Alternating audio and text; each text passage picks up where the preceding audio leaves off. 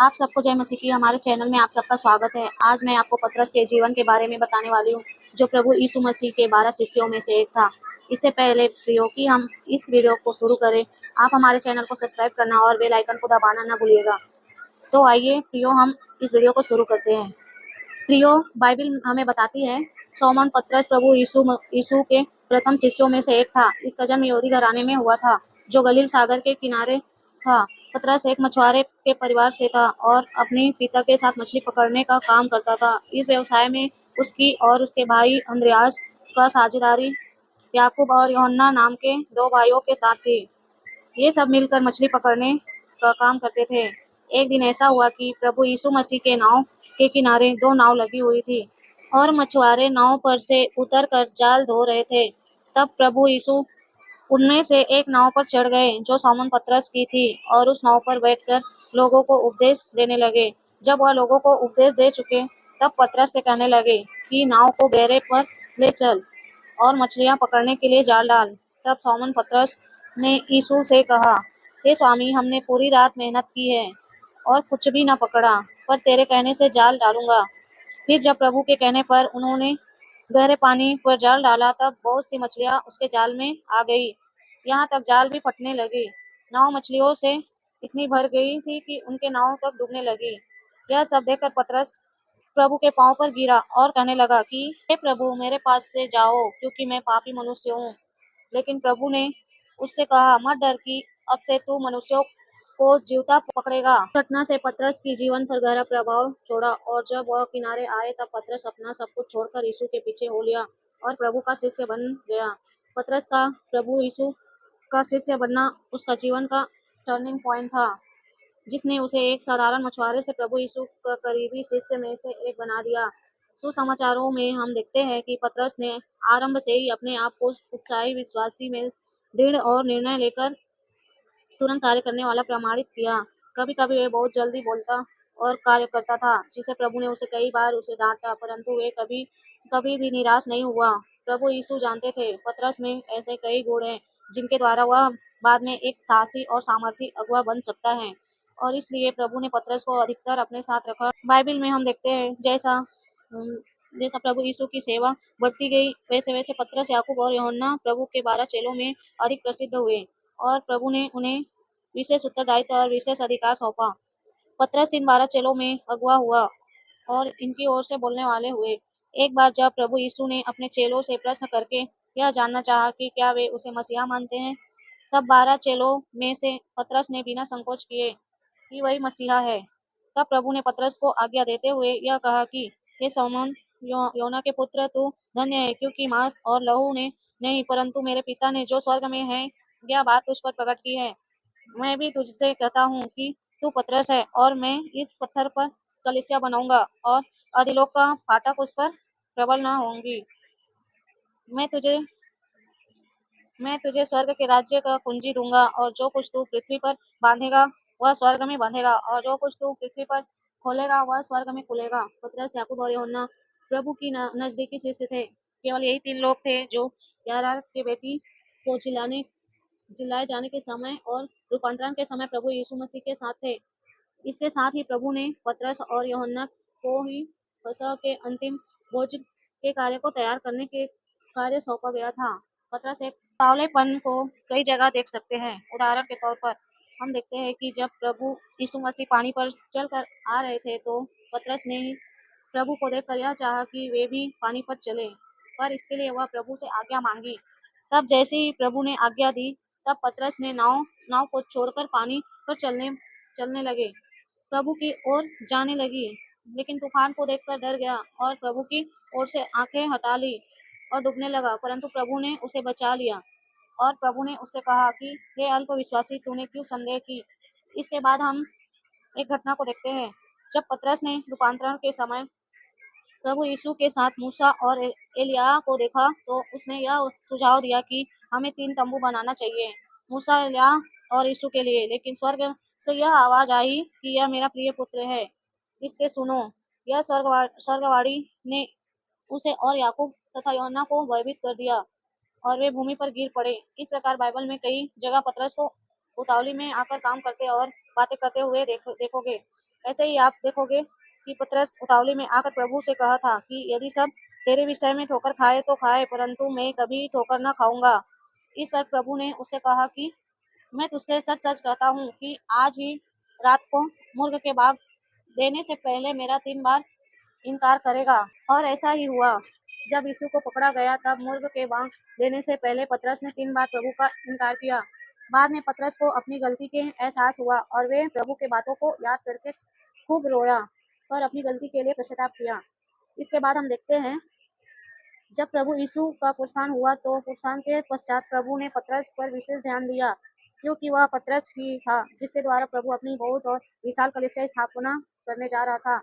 इसलिए यदि आप यूहन्ना के सुसमाचार के 21 अध्याय के 15 से 19 वचन तक देखोगे तो वहां पर प्रभु यीशु और पतरस के महत्वपूर्ण बातचीत देखने को मिलेगी, जिसमें प्रभु ने उसे 3 बार उससे यह पूछा कि हे शमौन योना के पुत्र, क्या तुम मुझसे प्रीति रखता है? तब पतरस ने उससे कहा कि हाँ प्रभु, मैं तुझसे प्रीति रखता हूँ। प्रभु ने यह सवाल 3 बार इसलिए पूछा ताकि पतरस अंगीकार कर सके प्रभु से बहुत प्यार करता है। प्रभु पतरस के मुंह से यही सुनना चाहता था ताकि प्रभु इस बात के लिए निश्चय हो सके कि अब वह समय है जब पतरस के द्वारा विशाल कलीसिया के नींव डाली जाए। इसलिए आप देखोगे कि पेंतीकोस्त के दिन पवित्र आत्मा के अभिषेक पाने के बाद जब पतरस ने अपना पहला संदेश दिया था तो उसके वचन को सुनकर 3,000 लोगों ने प्रभु के ऊपर विश्वास किया था और बपतिस्मा लिया। और इस प्रकार पतरस के द्वारा कलीसियाएं युग शुरुआत हुए, जैसा कि प्रभु ने पतरस से कहा था। इसके बाद प्रियो, हम यह देखते हैं कि पतरस ने अपने जीवन में पवित्र आत्मा की सहायता से कई आश्चर्य काम किए थे और कई यहूदी क्षेत्रों में सुसमाचार प्रचार किया। और एक दिन जब पतरस लुद्दा नामक शहर में प्रचार कर रहा था तब वह एलियास नामक एक रोगी मिला जो 8 साल से खाट कर पड़ा था। पतरस ने उससे कहा, है एलियास, प्रभु यीशु मसीह के नाम पे उठ। तब वह तुरंत खड़ा हो गया, जिसे देखकर वहां के रहने वाले लोग प्रभु की ओर फिर गए। इसी प्रकार याफा नगर में पतरस ने दुर्गास नामक एक महिला को जो मर चुकी थी उसे जीवित किया। इससे याफा नगर के काफी लोगों ने प्रभु पर विश्वास किया। इस प्रकार धीरे धीरे प्रभु का काम बढ़ने लगा और पतरस तथा अन्य शिष्य बड़े उत्साह और आदर के साथ सुसमाचार प्रचारते गए।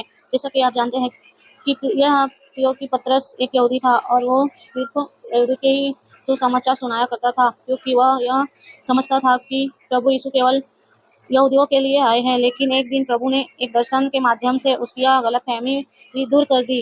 इस दर्शन के बारे में आप प्रेरितों के काम के पुस्तक के 10 अध्याय में पढ़ सकते हैं, जहाँ पतरस ने पहली बार किसी अन्य जाति अर्थात गैर यहूदियों को सुसमाचार सुनाया।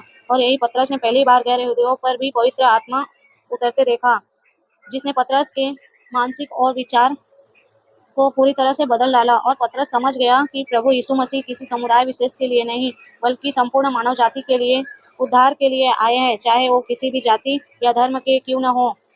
इसके बाद पतरस ने सब जाति में सुसमाचार सुनाना चालू किया। इस स्थानों में जाकर कलीसियाओं का निर्माण किया, लेकिन जैसे जैसे कलीसिया बढ़ती गई वैसे वैसे विरोध भी बढ़ता गया।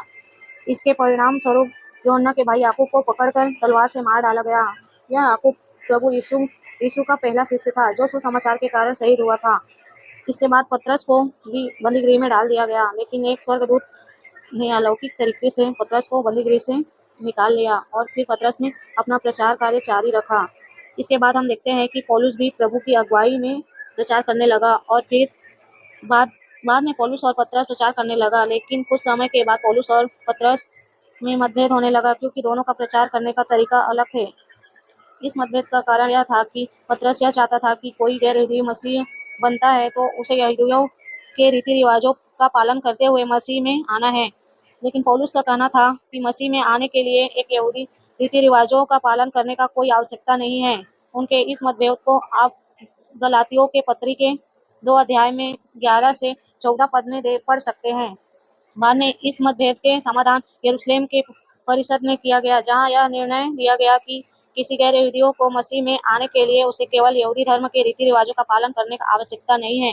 वे केवल प्रभु यीशु पर विश्वास करने के माध्यम से ही मसीह धर्म के प्रवेश कर सकते हैं। इस घटना के बाद दोनों अलग हो गए, परंतु दोनों सुसमाचार के प्रचार करते रहे। पतरस ने आगे चलकर 2 पत्र लिखे जो हमारे बाइबल में पतरस के पहली पत्री और दूसरी पत्री के नाम से शामिल है। पतरस के पहली पत्री में उसने मसीह विश्वासियों का सताव और कठिनाइयों के बीच विश्वास पत्र रखने की आज्ञा दिया। पत्रस के पहली पत्री विशेष उन लोगों के लिए था रोमी साम्राज्य के विभिन्न प्रांतों में उत्पीड़ित के सामना कर रहे थे। पतरस ने उन्हें विश्वास में दृढ़ किया और उन्हें प्रोत्साहित किया कि हमें दुख उठाकर ही महिमा में प्रवेश करना है, क्योंकि मसीह में दुख उठाकर ही महिमा में पहुंचे थे। इसके बाद प्रियो, पतरस के दूसरी पत्री में विश्वासियों के झूठे शिक्षकों से सावधान रहने की चेतावनी दी है और उन्हें स्मरण दिलाया कि मसीह की आगमन निकट है, पर उन्हें परमेश्वर के वचन में स्थिर रहने की आवश्यकता है। अंत में पतरस ने अपने प्रभावशाली कार्य को करते हुए यीशु के लिए अपना बलिदान दे दिया। कहा जाता है कि सम्राट नीरू के समय पतरस को क्रूस पर चढ़ाने का आदेश दिया गया, लेकिन पतरस ने विनती की उसे क्रूस पर उल्टा लटकाया जाए, क्योंकि वह अपने आप को इस योग्य नहीं समझता कि प्रभु यीशु मसीह की तरह क्रूस पर लटकाया जाए। इसलिए उसके कहने पर उसे क्रूस पर उल्टा लटकाया गया और इस तरह प्रभु के लिए शहीद हुए। प्रियो, उस समय पतरस को भले ही जान से मार दिया गया, लेकिन प्रभु के लिए किया गया उसका कार्य आज भी जीवित है। पतरस का जीवन हमें कई महत्वपूर्ण सीख देकर जाता है, जिनमें से पहले यह है, हमारे जीवन में कभी-कभी ऐसे पल आते हैं जहां हमारा विश्वास डगमगाता है, लेकिन उस समय भी परमेश्वर हमारा हाथ थामकर हमें संभालता है और हमें विश्वास में स्थिर रखता है। इसके बाद दूसरी बात, प्रियो की पश्चात हमारे रिश्ते को पुनः स्थापित करता है। जैसे कि आप जानते हैं कि पतरस ने प्रभु का 3 बार स्वीकार करके पाप किया। इस पाप के लिए उसने पश्चाताप किया और प्रभु में अपने विश्वास के लिए 3 बार पुष्टि की। अपनी गलतियों से उसने सबक सीखा और परमेश्वर के सेवकाई के लिए उसने अपने आप को और अधिक परिपक्व और साहसी बनाया। वैसे ही प्रियो, जब हम पाप करते हैं तो यह पाप हमारे और हमारे परमेश्वर के बीच के रिश्ते को प्रभावित करता है, लेकिन पश्चाताप एक ऐसा माध्यम है जिसके द्वारा हम परमेश्वर के साथ अपने रिश्तों को पुनः त्यों कर सकते हैं। इसके बाद अंतिम बात प्रियो, यीशु समाचार की सेवा आसान नहीं है, लेकिन इसका प्रतिफल बहुत बड़ा है। हाँ प्रियो, पतरस को सुसमाचार सुनाने के कारण धमकी मिली कि वह ऐसा करना बंद कर दे और फिर बाद में उसे बंदीगृह में भी डाल दिया गया, लेकिन तमाम विरोध और धमकी के बावजूद भी उसने सुसमाचार प्रचार करना बंद नहीं किया, बल्कि और भी अधिक साहस के साथ प्रचार करता रहा और अंततः वह यीशु मसीह के लिए अपना बलिदान दे दिया। वैसे ही प्रियो, सुसमाचार की राह आसान नहीं है। इसमें हमें काफी कष्टों और विरोधी और धमकियों का सामना करना पड़ता है, लेकिन हमारे लिए अच्छी बात यह है कि स्वर्ग में हमारे लिए एक बहुत बड़ा प्रतिफल है, जो आने वाले समय पर हर एक विश्वासी को मिलेगा। इसलिए प्रियो, जब आप सुसमाचार के कारण क्लेश, सताव, विरोध और धमकियों का सामना करो तो व्याकुल या भयभीत न हो, बल्कि प्रभु से यह प्रार्थना करें कि हे प्रभु, उनकी धमकियों को तू ही देख और हमें यह वरदान दे कि तेरा वचन बड़े हिवार से सुनाए और अद्भुत काम यीशु के नाम से किए जाए, ताकि हर एक जाति और भाषा के लोगों को जान जाए कि तू ही युग युग रहने वाला परमेश्वर है। आशा करती हूँ प्रियो कि पतरस के जीवन पर किया गया यह अध्ययन आप सबके लिए आशीष में रहा होगा। अगले वीडियो में एक नए विषय के साथ आप सबसे फिर मुलाकात होगी। तब तक के लिए आप सबको जय मसीह की।